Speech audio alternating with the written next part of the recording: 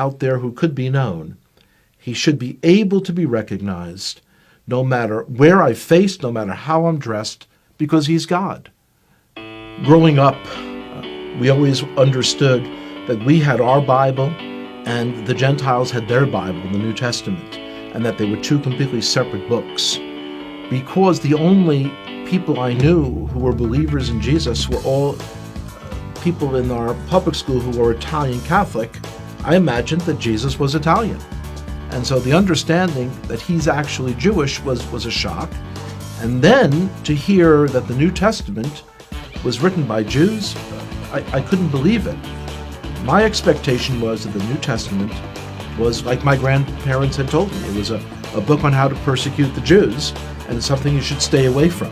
Of course, when you're told you should stay away from something, curiosity gets the best of you, and you've got to see it. When I opened the New Testament, I was expecting to find a handbook on how to persecute the Jews. My grandparents had warned me that it was written by people who killed the Jews. That's what I was expecting to see, and yet when I'm opening it, I'm reading a story written by Jews about Jewish people. The New Testament was a fascinating book. And so as I opened this book in the library, I kind of looked around, made sure that none of my friends had seen me taking a Christian Bible off the shelf. And I opened it. Here's the first sentence. It says, "This is the genealogy of Jesus the Messiah, the son of David, the son of Abraham." So 3 people are mentioned, and they're all Jewish. I was very shocked. And as I continued to read, I'm reading the story of a Jewish man who was born in a Jewish village, in a Jewish country, and one day walks into a synagogue and announces that he is the Messiah. The more I read the words of Jesus, the more I became attracted to him. It was as beautiful as anything I had ever read in any other part of the Bible. As I came to faith that Yeshua, that Jesus was the Messiah, it was clear that that was the most Jewish thing I could do. This is not a person who's a renegade to our people. This is the one who was promised in our Bible, the 53rd chapter of Isaiah. It is astonishing. If you would just read that chapter, just without the Bible being around it, you would say, oh, this is some Christian Bible. This is Jesus. When you realize, though, that it's in the middle of our Bible, our Jewish Bible.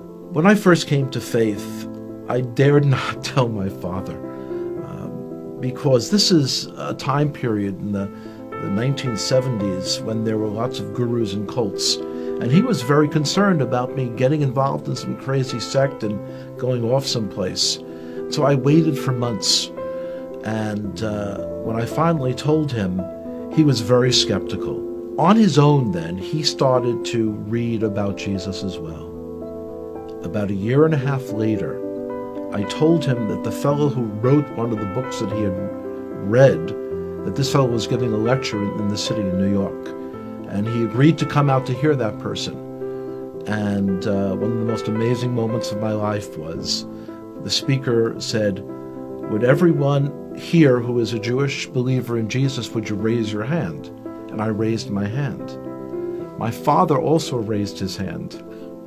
And I looked over and I said, "Pop," he didn't say would all the Jews raise their hand. He said, would all the Jewish believers in Jesus raise their hand?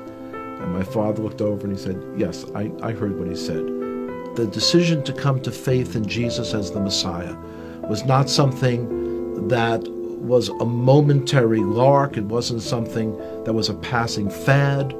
And I could see changes in myself that I knew were not from within myself.